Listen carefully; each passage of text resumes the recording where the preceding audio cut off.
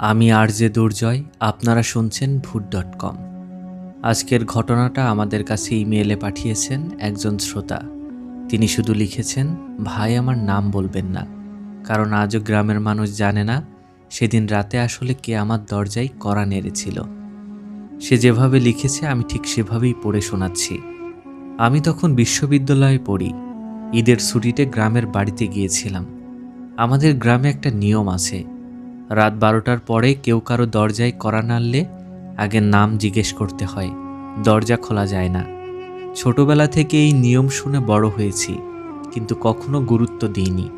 ঘটনাটা ঘটেছিল ছুটির তৃতীয় দিন রাতে। রাত তখন প্রায় 1টা। হঠাৎ ঠক ঠক ঠক আমাদের টিনের দরজায় 3বার কড়া নাড়ার শব্দ হলো। আমি ভেবেছিলাম হয়তো কোনো প্রতিবেশী। বাবা পাশের ঘর থেকে জিজ্ঞেস করলেন, কে? বাইরে থেকে সঙ্গে সঙ্গে উত্তর এলো, আমি সেলিম। সেলিম আমার চাচাতো ভাই। আমি দরজা খুলতে যাচ্ছিলাম।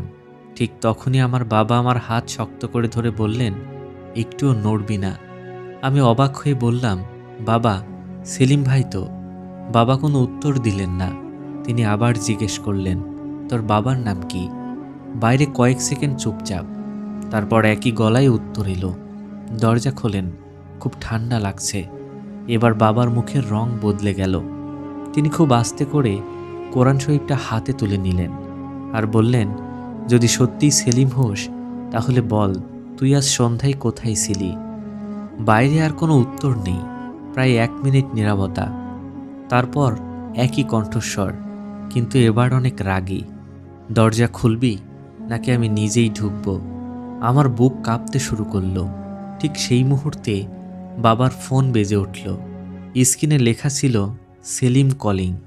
ফোন ধরতেই ওপাশ থেকে সেলিম হাঁপাতে হাঁপাতে বলল, চাচা, আমি হাসপাতালে, আম্মাকে নিয়ে শহরে এসেছি। আপনারা দরজা খুলবেন না। গ্রামের সবাইকে ফোন দিচ্ছি।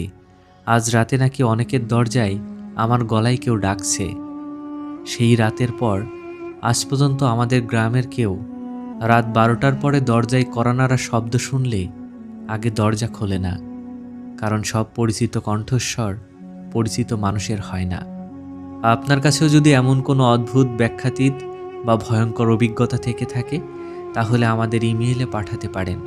আপনার পরিচয় সম্পূর্ণ গোপন রাখা হবে। আমি আরজে দুর্জয় ছিলাম আপনাদের সাথে। আপনারা শুনছিলেন ভূত.com।